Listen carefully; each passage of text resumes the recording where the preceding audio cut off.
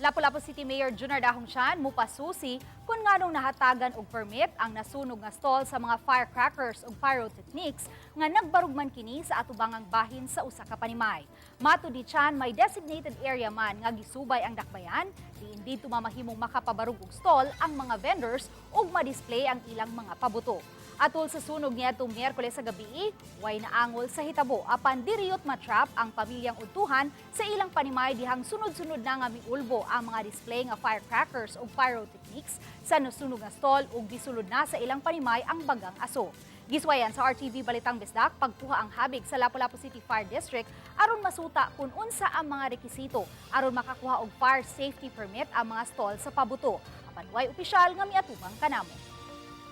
I just look into it kana nga report na para mapasusi na to, no, and I'm just hoping for the reports, no, na mahatag diri nako.